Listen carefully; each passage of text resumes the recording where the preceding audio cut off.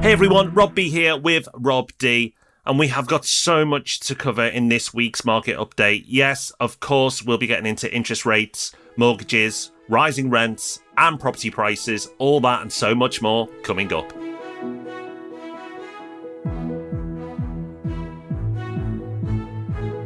Welcome to the Property Podcast. This is where we share the lessons that we've learned and the observations we're making about the market from what we spend all our time doing, which is advising a multi-million pound property fund, which you can learn about at portfolio.co.uk, and putting together hundreds of transactions for our clients at Property Hub Invest. This market update is a packed one. There are some big news stories, so to hear our reactions to those, make sure you stick around.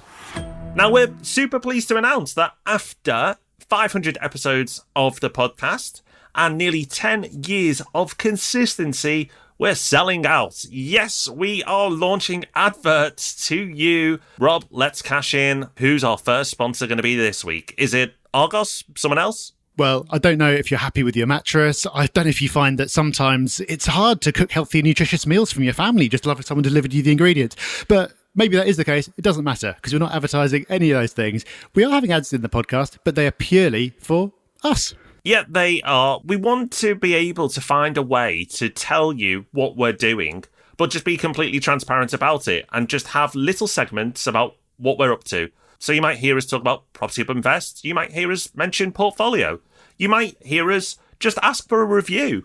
So we won't be trying to sell you a kettle or something else we don't believe in. It'll just be the stuff that we do, and it's just a way of us communicating that. Now, there are some people who get upset and will now think this was the master plan of doing 10 years of podcasts to lead to this moment. But if it really does upset you that much, then you can just fast forward. But hopefully you'll be interested to hear what we're up to and also occasionally how you can help and support us with what we do. Yep, if you really don't want to hear what we get up to beyond this podcast, then when you hear a noise like this, just skip forward 30 seconds on your podcast player. You'll never know it happened. You can continue to enjoy the content that we put out every week, like we're just about to with our market update. All right, let's get into our market update. Say this every month, but what a month. So much going on. Property is dominating the headlines. That's rarely a good thing when that's happening, but we're going to help you get behind the headlines and cover the biggest stories and our take on them. And of course, Rob, the biggest story, the biggest talking point for the last week or so has been the Bank of England. They had their rate setting meeting last week and the base rate has reached 3%, up 0.75%. Who would have thought at the start of the year, not me, got my prediction wrong, who would have thought at the start of the year that we'd end up seeing 3% base rate? It's obviously massively low by historical standards, but it feels so high coming off the zero that we've had for so long. It does, even though it shouldn't. Like you say, historically, it's super low, like really, really low. But we all got used to those ultra low rates. It is the biggest news story. Absolutely it is. But it shouldn't be a shock to anybody because the guidance was that it was going to go to 3% and up by 0.75%. And that's exactly what happened. So it was in line with market expectations. So when the announcement was made, there was no shock on my side, certainly. And the markets, thankfully, didn't act too volatile one way or another either. There was a bit of movement, as you'd expect with any announcement, but it wasn't anything significant. And these days, a normal day in the market is a good day. But the Bank of England weren't happy, Rob, because obviously they needed more headlines than just the interest rate. So they've given us further guidance on lots of other things. But let's start with inflation. And there is good news there. Yeah, inflation is forecast to peak at 11% in the winter. That's not the good news. But the good news is that they then forecast it's going to fall. Now, you've got to take this with a pinch of salt because whenever the Bank of England produces a graph, it always shows inflation reassuringly falling back to 2% for some reason or another before the graph ends. And that's been the case for the last couple of years when they've got inflation massively wrong. However, this time I actually agree with them. We've talked recently on the podcast about inflation and the reasons that I believe it is going to drop off pretty rapidly. So we'll have to wait and see if that's the case.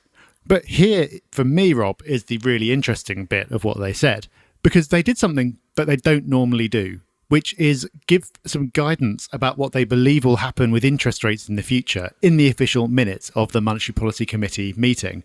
Normally, if they want to kind of give the market little hints about what they're thinking, that will end up getting dripped out in the forms of like interviews with individual committee members and things like that. Just little hints that they'll drop here and there. This time, they actually said in the minutes that they believe that interest rates will peak at lower than the market is currently pricing in.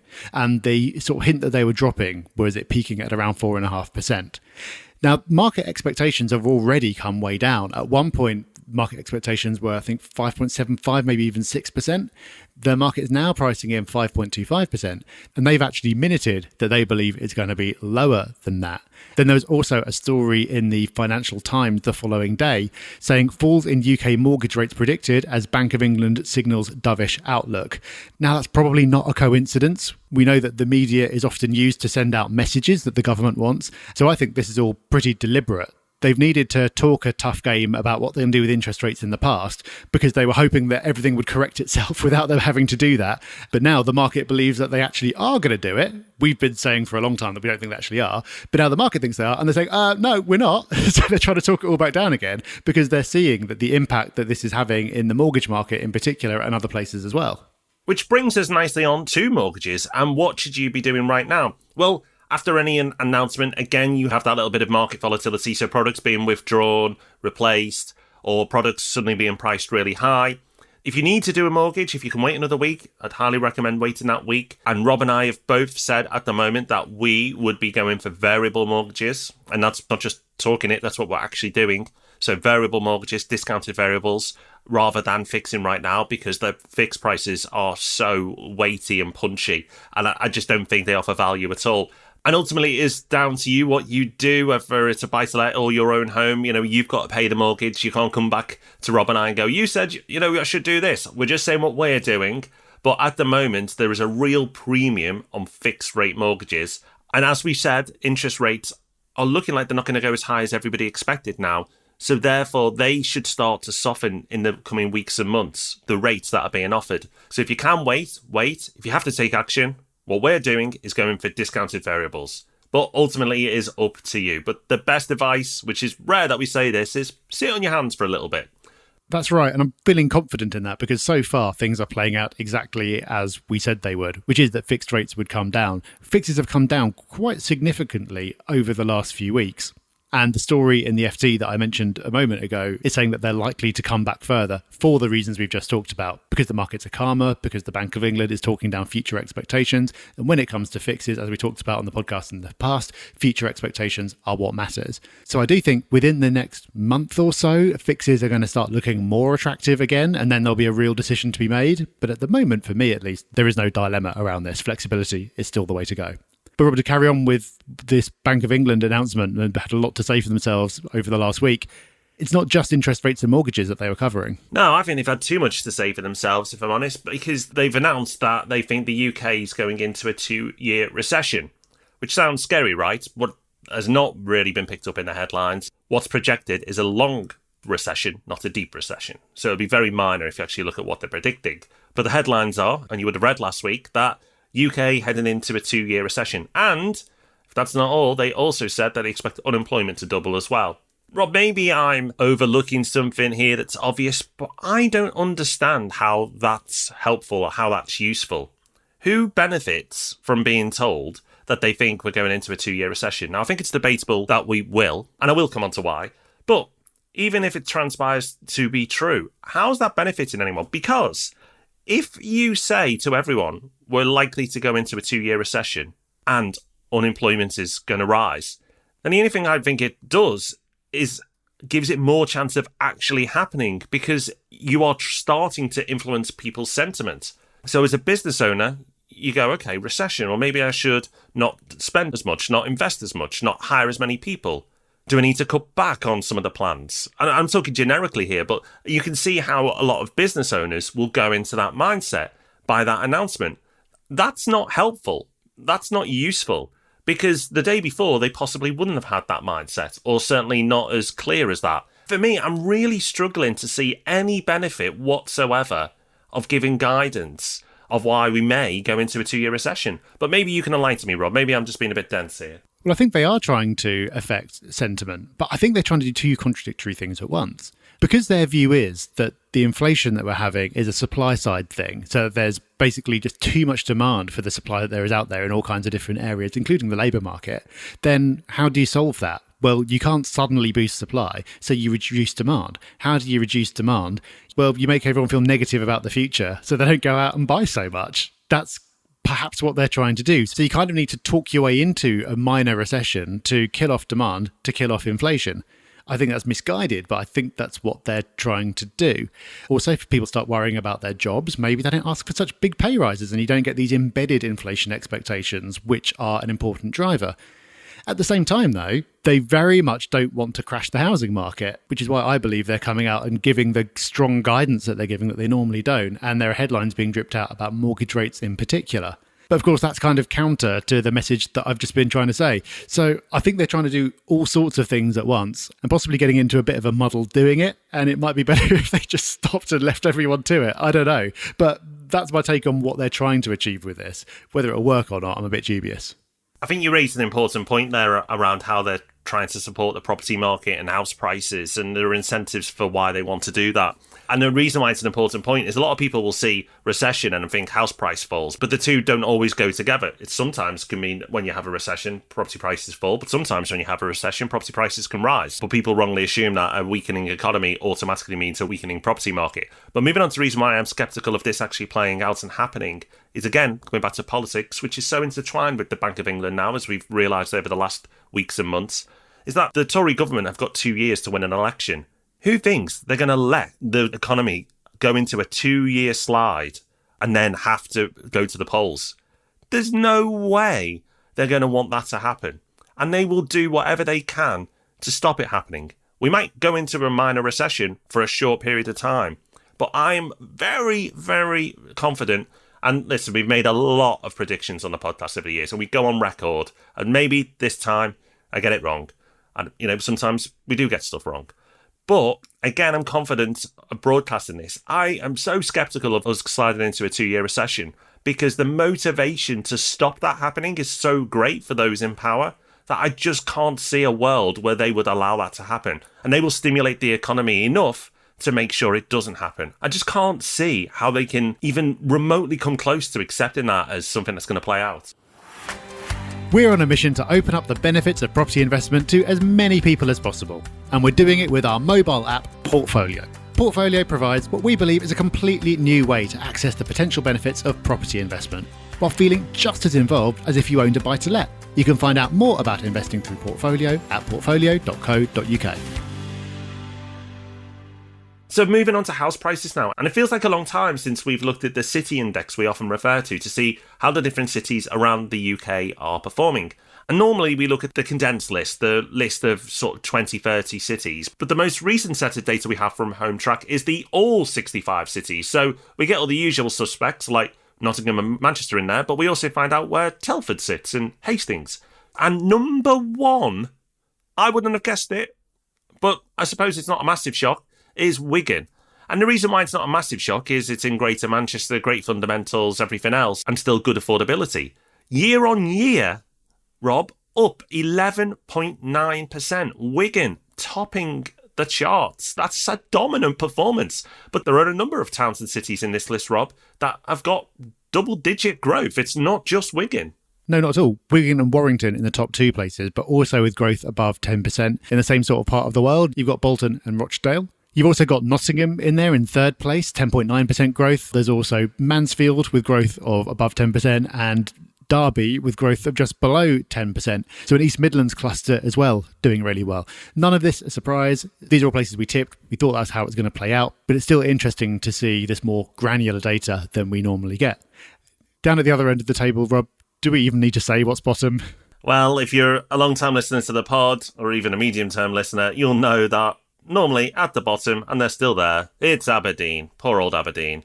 Just down, though, 0.9%. So it's not as bad as it has been there. Central London, though, second to bottom at growth of just 1.5%. Wowzers. I'm surprised by that. I thought it might have done a little bit better than that. But only 1.5% growth, which, you could argue, well, it's still growth. But then when you look at the towns and cities that have got double-digit growth, and you look at London, you're like, wow, what a difference. And I'm very pleased to say that Property Hub Invest has been targeting those areas near the top and has been all year. So our investors there will be very happy. And we've not long done a deal in Bolton, actually, so it's nice to see it performing so strongly. We've also got a report from Zoopla that came out this month, laying out what's happening in the market now and what they believe will happen in the future. Much of that analysis, as you'd expect, is based on mortgage rates. And the conclusions they've come to are pretty different from a lot of the pretty apocalyptic predictions that you sort of see floating around in the headlines at the moment. So we cover this story more fully in our YouTube video that's out today. So head over to our YouTube channel to watch that one. You'll find a link in the show notes, or just go to YouTube and search Property Hub UK. Rob, you said earlier that we make a lot of predictions on this podcast, and we do. And something that I like to make sure is that when we get something right, we keep on banging on about it. So we give people the impression that we're right all the time, and people forget about the things that we don't. So we need to mention this story from Halifax that says, cities drive house price growth as suburb demand slows. We've reported similar data before, but no apologies for doing so again. All those things that were supposedly never going to happen, like people returning to the office and enjoying the leisure opportunities of living in a city, are happening. And growth in house prices is being driven by what Halifax describes as a shift in home buyers' post-pandemic priorities. Who would have thought it? Well, I guess we did, but I don't think it's because we're particularly smart. It's just common sense, most of the stuff that we do predict. But unfortunately, it seems a lot of people who put the official stuff out there and the voices of authority don't seem to use much of it when it comes to their predictions. But hey-ho, let's move on to rents. And it seems like this is a recurring story, Rob. Every month, rents are on the up, and it's continuing. Rents hit a new record, according to an article on Rightmove. Yes, according to Rightmove, the average monthly rent is now up at £1,162 a month. That's 11% up on last year and up 3% in the last 3 months, which apparently that's only the third time that that's ever happened, having more than 3% growth in a 3-month period.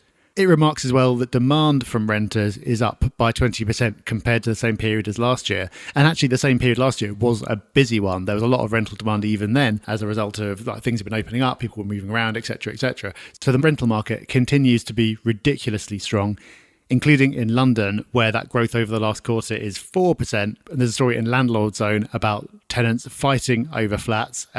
This is true of what I'm seeing in the markets that I keep an eye on. Absolutely massive demand and nowhere near enough supply in London. And as a consequence of that, Rob, a story in The Telegraph is talking about how a record number of renters are being forced to pay rent up front. And this is something that the usual suspects like Generation Rent are getting very upset about.